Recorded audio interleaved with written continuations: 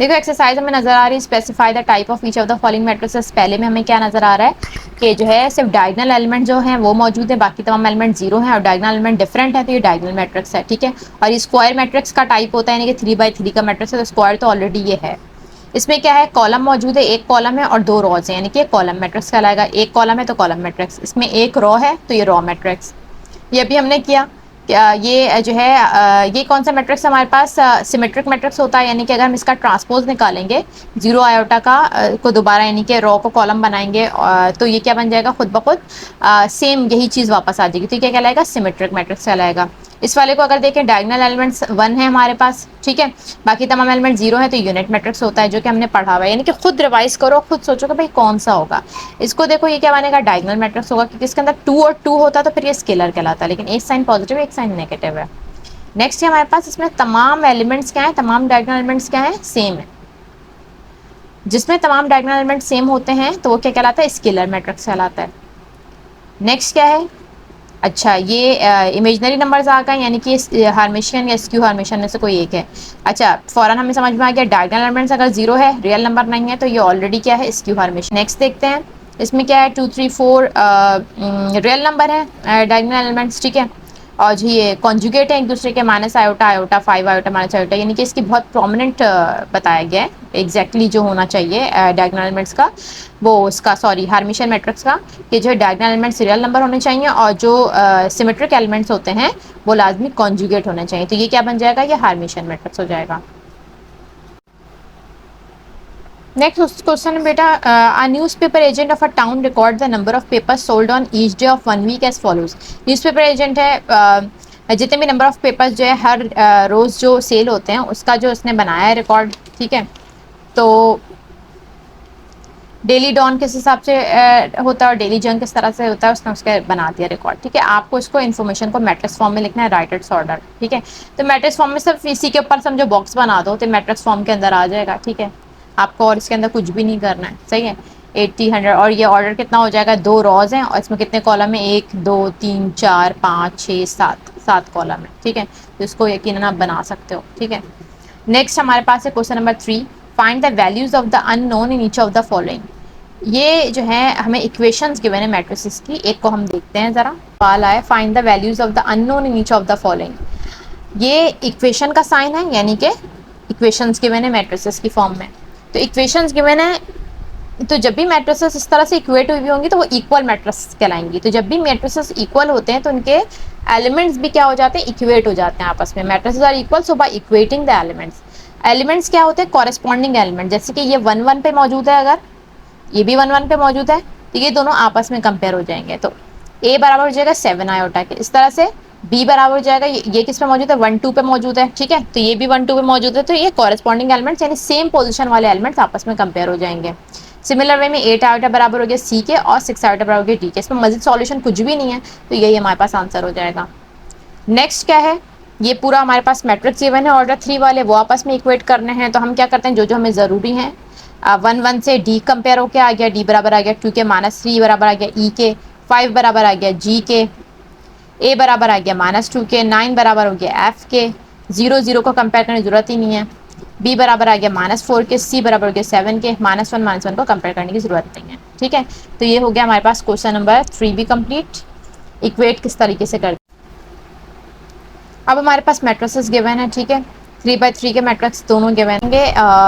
जो एलिमेंट्स हैं उसको इक्वेट हमने करना है, ठीक है। एलिमेंट्स कैसे इक्वेट किया, x + y बराबर हो गया 3 के, 0 = 0 को इक्वेट करने की जरूरत नहीं है। 3x बराबर z बराबर आ गया 3x के, 9 9 के बराबर करने की जरूरत नहीं है। 2x + y बराबर है 4 के, 6 6 को करने की जरूरत नहीं है। a बराबर है y/2 के, वो लिख लिया। 1 = 1 को लिखने की जरूरत नहीं है, 3 = 3 को हमने नहीं लिखने की जरूरत है। अब हमने क्या करना है, देखो हमने इक्वेट कर लिया, हमें अननोन की वैल्यू फाइंड करनी है। अननोन इसके अंदर कौन कितने कितने हैं, x y z a, इसके अंदर 4 अननोन है हमारे पास, ठीक है।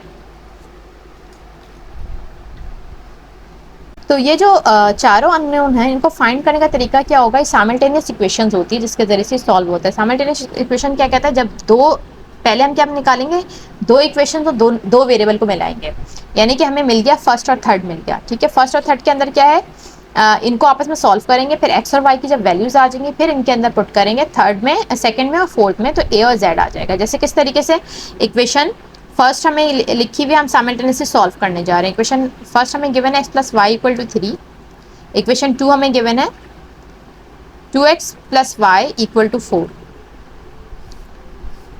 दोनों को हम क्या करेंगे, अगर माइनस करेंगे, सब्ट्रैक्ट हमने यहाँ लिख दिया, तो नीचे वालों के साइन चेंज होते हैं, ठीक है। माइनस जब करते हैं इक्वेशंस को इस तरह से, तो नीचे वालों के साइन चेंज हो गया, माइनस का हो गया, ये माइनस का हो गया, ये माइनस का हो गया, तो ये क्या हो गया, कैंसिल हो गया, ये माइनस का x आंसर आया और ये क्या आया, माइनस का 1।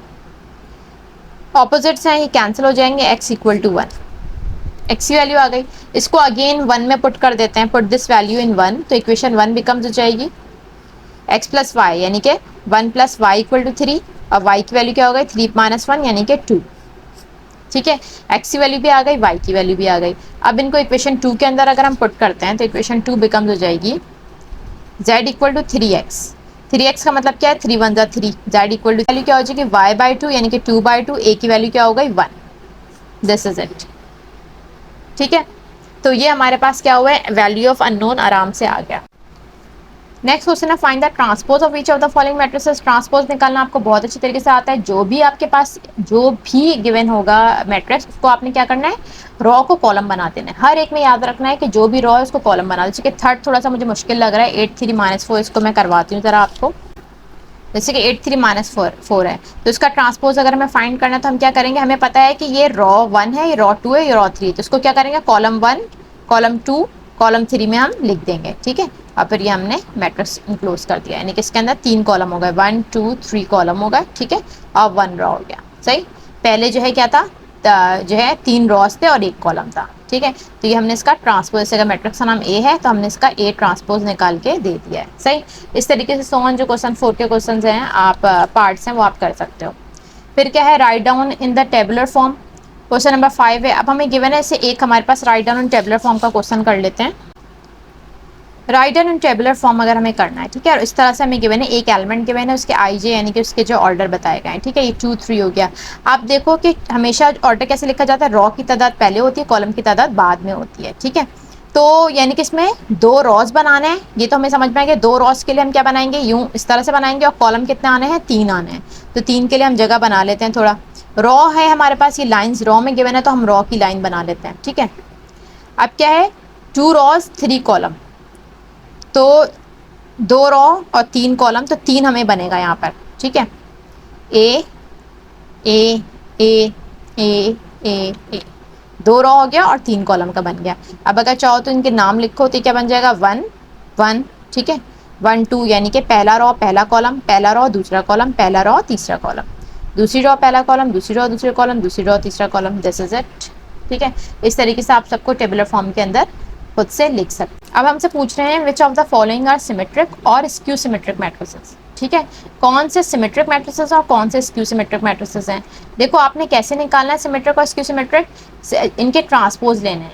अगर ट्रांसपोज भी वही मैट्रिक्स वापस आ जाए, जैसे इसका मैंने ट्रांसपोज लिया, रॉ को कॉलम में बनाया, 0 5 6 5 0 7, यानी जब मैंने निकाला और वो बिल्कुल सेम आ गया, तो वो क्या होगा, सिमेट्रिक होगा। और अगर उसका माइनस ए के बराबर आया तो वो क्या होगा, स्क्यू सिमेट्रिक होगा। जैसे कि हम इसकी एग्जांपल, पहली एग्जांपल ले लेते हैं।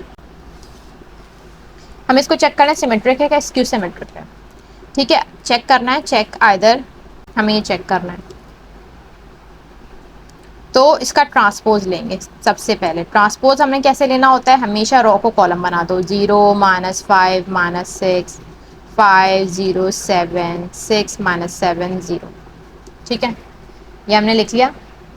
अब हम ए ट्रांसपोज को ए से कंपेयर करते हैं, तो ज़रा क्या आ रहा है, ये तो सेम नहीं आ रहा, इसका मतलब कि सिमेट्रिक तो नहीं है, बिल्कुल एग्जैक्टली यही मैट्रिक्स आना चाहिए। तो हम माइनस कॉमन लेंगे, ज़रा माइनस कॉमन लिया तो ये 0 तो 0 रहेगा, उससे कोई साइन कॉमन नहीं आता। इसका -5 हो गया, इसका -6 हो गया, इसका +5, इसका 0, इसका 7, ये 6, ये -7, ये 0। तो क्या दिखा हमें, ये जो ए मैट्रिक्स है वो वापस आ गया है। ट्रांसपोज जो है उस मैट्रिक्स का माइनस निकला, यानी कि ए ट्रांसपोज किसके बराबर आया है, -a के बराबर आया है। तो जब माइनस आ जाए तो वर्ड क्या यूज हो जाता है, स्क्यू, यानी कि ऑपोजिट आ गया। अगर एग्जैक्टली यही मैट्रिक्स आता ट्रांसपोज लेने के बाद, तो ये क्या होता, सिमेट्रिक होता, लेकिन इसका माइनस आया तो ये क्या हो गया, स्क्यू सिमेट्रिक हो गया, ठीक है। नेक्स्ट क्वेश्चन है हमारे पास question number 7, find the index of the following nilpotent matrix. Nilpotent matrices हमें गिवन है, इनका इंडेक्स फाइंड करना है। निलपोटेंट मैट्रिसेस हमें पता है वो होते हैं जिनको हम उसी मैट्रिक्स से मल्टीप्लाई करते चले जाएंगे और जिस पावर पे ये ज़ीरो दे देगा वो पावर इसका इंडेक्स कहलाएगा।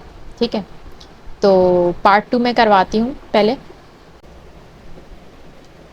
Find the index of the following nilpotent matrices, next question है हमारे पास। तो अब इसको इसी मैट्रिक्स के साथ मल्टीप्लाई करेंगे, यानी कि इसका ए स्क्वायर फाइंड करेंगे जो कि बराबर हो जाएगा ए इंटू ए के बराबर हो जाएगा। जब इसको मल्टीप्लाई करते हैं तो ज़रा देखते हैं क्या आंसर आएगा। रॉ को करते हैं मल्टीप्लाई कॉलम से, रॉ को करते हैं कॉलम से, इस तरह से first raw second column, first raw third column, सही है। ये सारे हमारे पास ऊपर आ जाएंगे। ठीक है, ये मल्टीप्लिकेशन हम सपोज करेंगे कि आपको ऑलरेडी आती है तो हम इसको करवाते हैं। तो 1 1 ज़ा 1, नेक्स्ट है +3, फिर है -4 यहाँ पर आएगा।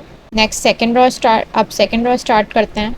सेकेंड रॉ में -1 -3 और +4 ये आ गया। बाकी दोनों भी सेकेंड रॉ से दोनों column multiply. Next third raw से मल्टीप्लाई करते हैं तो ये हो जाएगा 1 1 ज़ा 1 प्लस का 3 माइनस का 4। ठीक है, ये सारे हमने मल्टीप्लाई कर लिया। अब हम चेक करें तो ये बन रहा है 4 -4, ये बन रहा है -12 + 12, ये बन रहा है -16 + 16, ये आ रहा है -4 + 4, ये है 12 -12, ये है 16 -16, ये है 4 -4, -12 + 12, -16 + 16, और सबका आंसर क्या आ जाएगा 0 0 0 0 0 0 0 0 0। मीन्स ए स्क्वायर पे ही इसने आंसर दे दिया, निलपोटेंट आ गया। जिस टाइम पे ये ज़ीरो मैट्रिक्स आ गया तो वो जिस पावर पे ज़ीरो मैट्रिक्स आ गया वो इसका इंडेक्स कहलाएगा, यानी कि hence A is a nilpotent matrix of index 2। Hence A is a nilpotent matrix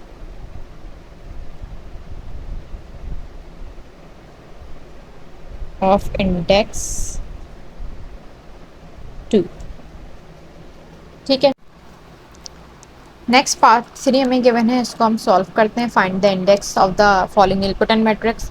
तो इंडेक्स फाइंड करना है हमें, इसका नाम हम पहले लेट करेंगे। ए बराबर है ए स्क्वायर फाइंड करते हैं। ए स्क्वायर बराबर है ए इंटू ए, यानी बराबर होगा, दोनों मैट्रिक्स को लिखेंगे।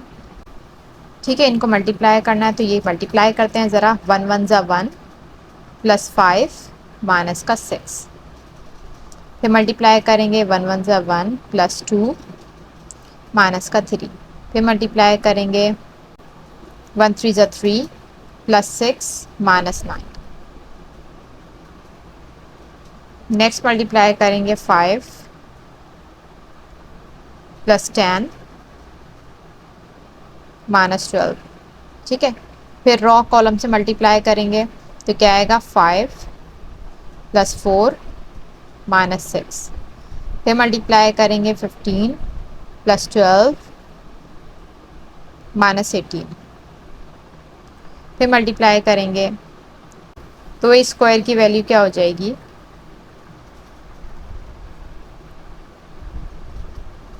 6 - 6, 3 - 3, 9 - 9, 15 - 12, 9 - 6, 15 + 12 27 - 18, -7 + 6, -4 + 3, -12 + 9। यहाँ भी क्या हो रहा है, ए स्क्वायर में ये अभी तक ज़ीरो मैट्रिक्स नहीं आया। रॉ पूरा के पूरा ज़ीरो होने का मतलब ये कि चलो इसका डिटरमिनेंट तो ज़ीरो हो जाएगा, लेकिन ये मैट्रिक्स जो है खुद निलपोटेंट देखना है हमें, यानी कि इसका ये मैट्रिक्स ज़ीरो मैट्रिक्स बन जाना चाहिए। तब हम क्या करेंगे, इसको फर्दर मोर एक 1 मोर जो है मल्टीप्लाई करके देखते हैं जो ए स्क्वायर आया हुआ है उसको मजीद ए से मल्टीप्लाई करते हैं, फिर आंसर देखेंगे कि क्या आता है।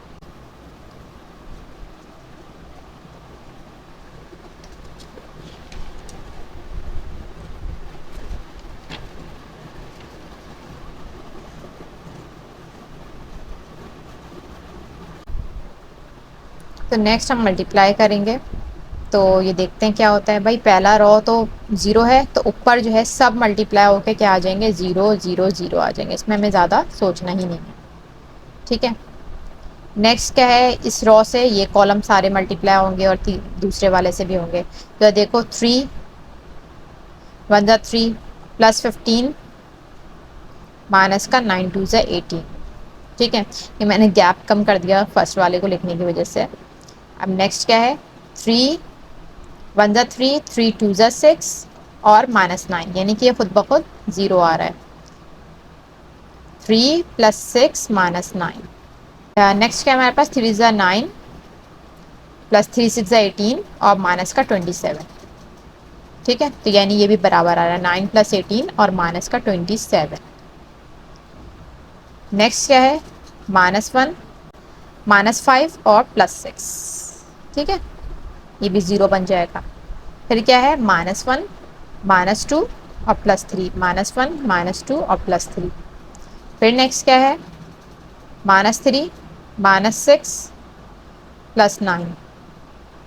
तो हमने अगर देखा तो ये 0 0 0 18 माइनस 18 0, ये 3 plus 6 9 minus 9 0, 27 minus 27 0, -6 plus 6 0, -3 plus 3 0 और -9 प्लस 9 0। यानी कि ए क्यूब पे आंसर जो है ये जीरो मैट्रिक्स बना है, जिसका मतलब ये है hence A is a nilpotent matrix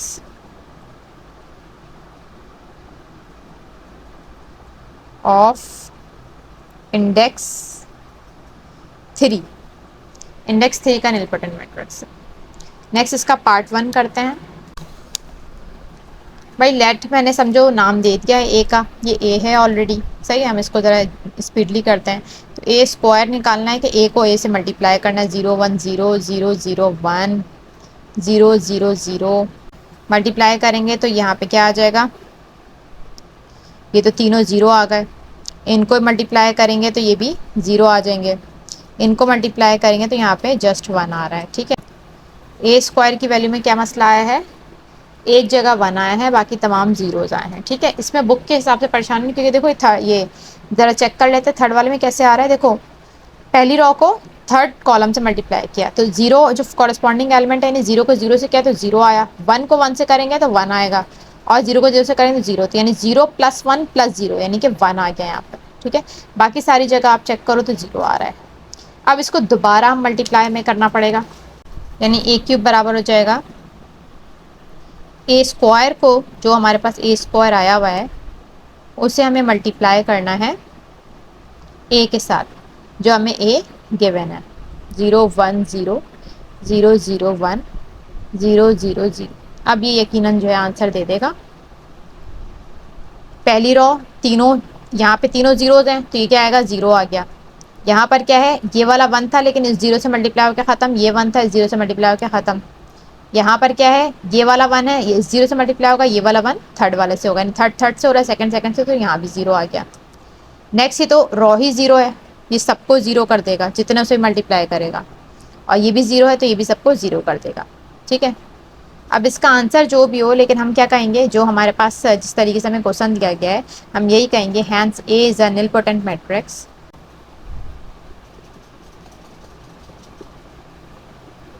of index 3।